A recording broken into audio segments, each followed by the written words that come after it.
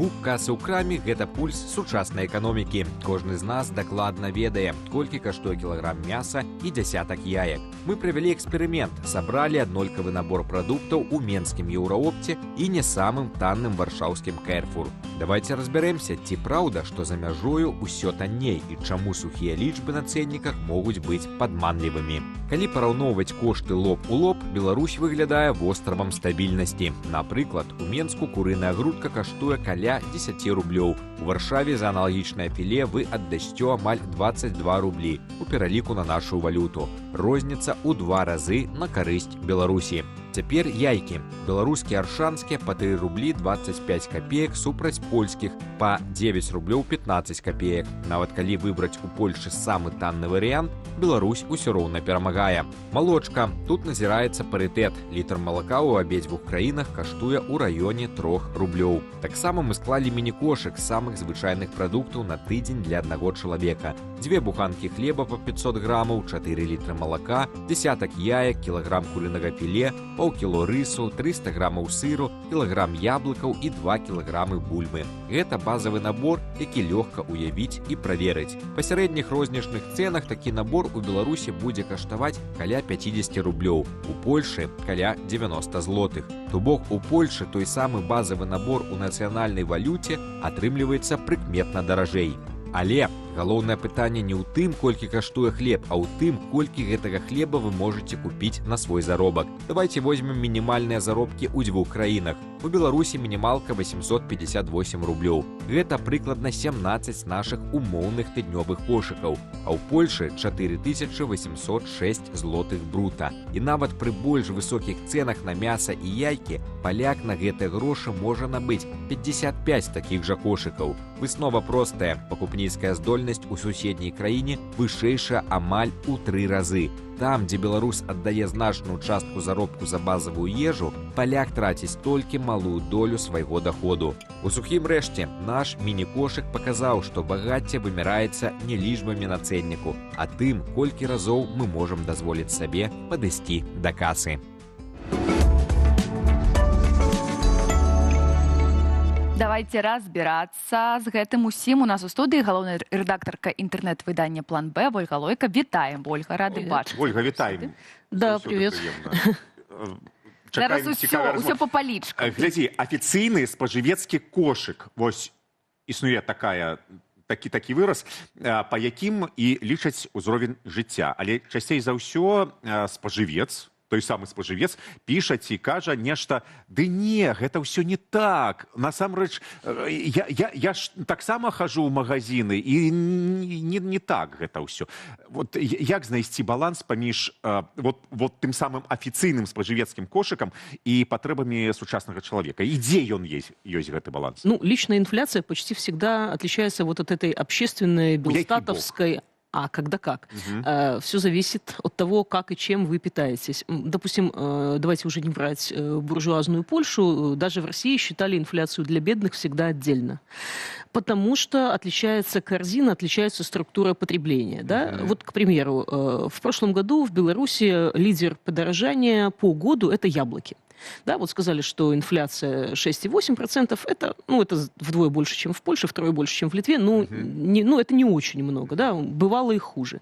Но яблоки подорожали на 53%. Вот вы их тут специально, по-моему, положили. Да, это предмет роскоши, ведаете? Да, на 53%. В общем-то, если у вас там сбалансированное питание, если вы покупаете мандарины, апельсины, грушу, клубнику, черешню, там кучу всего разного, вы подорожание яблок на 53% вряд ли заметите прям, что там ужас, да, пришел в магазин, упал в обморок.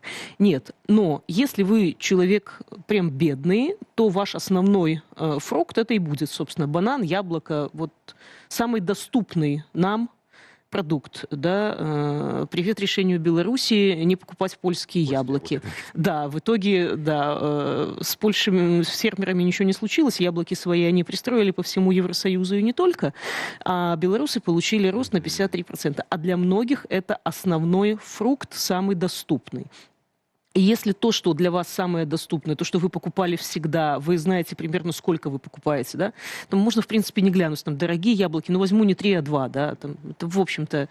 Но если вы покупали, это была основа, вы увидите, это будет больно, да. Опять, 6,8%, инфляция замечательно. Ну, рост цен на недвижимость 22%, да. Если вы в начале 2025 года начали копить на недвижимость, ну, не начали, продолжили, да, это такой процесс длительный, и вам не хватало там 60%, то год накопления, и вам не хватает уже 70%. Что за яблоко? И вы говорите, что, ребят, слушайте, ну, в смысле инфляция там 6%, да? Я нищий, я не могу, я не успеваю за ростом цен, да? А плюс растут потребности, да? Когда мы хотели чарку и шкварку, это одно, но когда человек хочет там не просто яблоки, а хорошие яблоки, я вот голден люблю, да, буржуйство какое-то, вот. А человек хочет жилье, не просто панельку купить какую-нибудь там мопидовскую в социальной отделке, да? Он видел современный ЖК, он говорит, слушайте, а я вот хочу вот такой, да? Депо, а вот тебе, наприклад. ну ладно, депо, слушайте, ну Депо давайте это уже уже люкс, буржуйство это в я центре вот города. Боровая, добра, Давайте боровая. боровую, да? А я, допустим, там из Бреста или из Гродно, давайте не брать даже там райцентр, да, возьмем областные центры. Я хочу такого качества жилье, да, ну, чтобы оно было как-то массово, чтобы оно... А, собственно, почему не брать райцентры? Я хочу там и в Слуцке такое, ну, нормальное, современное жилье купить, да? Почему-то в Польше можно в маленьком городке там строятся точно такие же ЖК с площадками для воркаута, с фонтаном, с Так, классной, бачили, да. ёсць. И ты думаешь, что, блин, слушайте, ничего себе. А у меня вот там в Воложине такого прям близко не было, да? Там вот эти пятиэтажки, панельки такие, как стоят, ну и все, да? А так можна было? Але спажывец, вось там будоўля, напрыклад, і планаванне гэтай там камунала, гэта адное. Але спажывецкія ўсё ж такі звычкі, яны мяняюцца. Вось калі мы да кошыка вяртаемся, Да. то бок раней можна было сказаць, што ўсе людзі кожны тыдзень набываюць малако, сыр, хлеб, картоплю. Зараз мы разумеем бульбу. Зараз мы разумеем, што людзі пакупаюць паўфабрыкаты, гатовую ежу, нейкую там цікавую каву з нейкімі сіропамі, усялякае такое. Чаму спажывецкі кошык сучасны не улічвае патрэбы сучасных людзей, а там ёсць все яшчэ бульба з молоком? Ну, то есть при всем уважении люди продолжают покупать собственное молоко и картошку, но меньшими объемами. Предложение более разнообразное стало, ты выбираешь. Плюс темп жизни. Раньше там приличная хозяйка, она курицу какую покупала? Тушку. Так. Да? Сейчас она говорит, мне даже разделка уже как-то недостаточно, я беру там вот эту запеченную куриную грудку, я ее можно и в салат, и так съесть, и там ребенку к пюре, к макаронам, второе блюдо полноценное. Ну, нам норм, да, мы живем таким темпом, что нам это нужно, да, и когда вот эти распаковки показывают белорусы в ТикТоках, да, там часто там в комментариях, в смысле форель? Ребят, ну форель это норма, да, уже. Форель это уже повседневность. Потребление растет, уровень жизни у людей растет.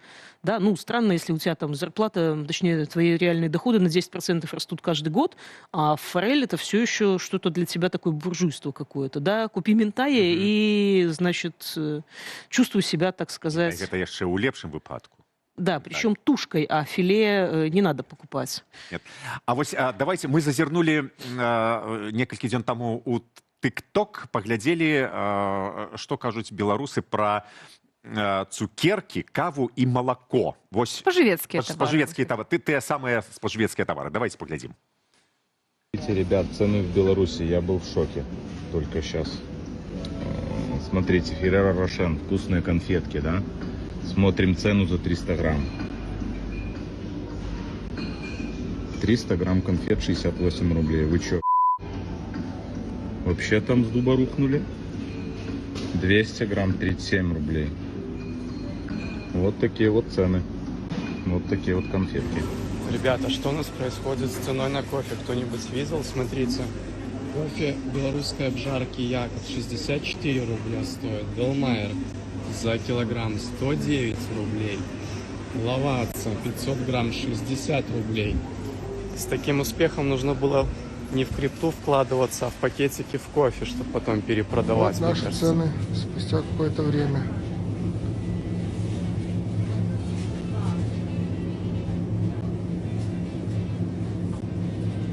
спустя 4 года.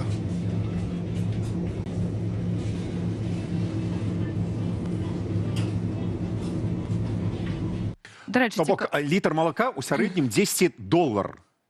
Ну так, Долар, больш, коштує. ну так, Больш, у середньому прикладно, так. прикладно, у середньому Добре, так. наприклад, каву ми не беремо, бо кава зараз у всім світі, там И великий она кризис. один из і- лидеров после яблока на следующее по Але во темпам всех роста за краинах. год. Кава. В Беларуси, да. В Беларуси. Да. Ну, А. понятно, что и в остальных странах, но опять тут надо смотреть по ценам и по курсам валют, потому что в Ага. Беларуси вот на эту официальную инфляцию еще влияет то, что рубль, слишком высокая цена его, и это помогает сдерживать инфляцию. Ну, это, правда, наносит ущерб экспортерам, поэтому, в общем, тут есть такие сложные. Но для вот этой официальной цифры это полезно, да. Мгм. Ну, вот кофе при этом, да. с Слухай, кофе есть нюансы. зараз рубль, беларускі рубль такі танны.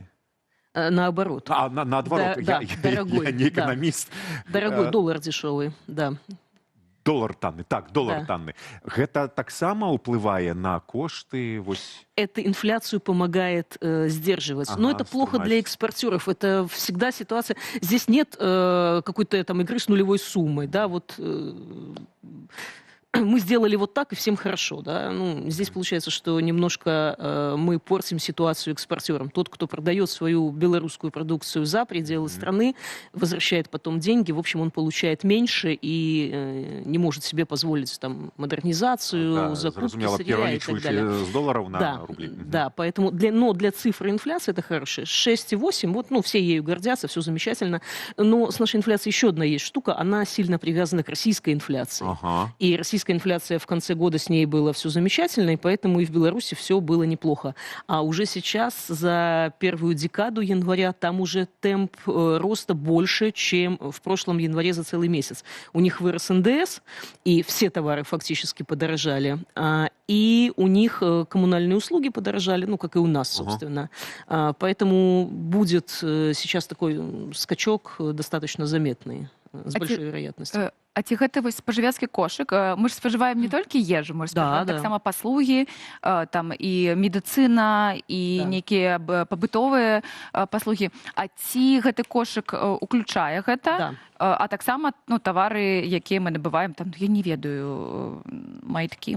Он фактически включает все. Вопрос долей, да, насколько они считают, сколько, допустим, пар обуви они посчитают за год вам надо.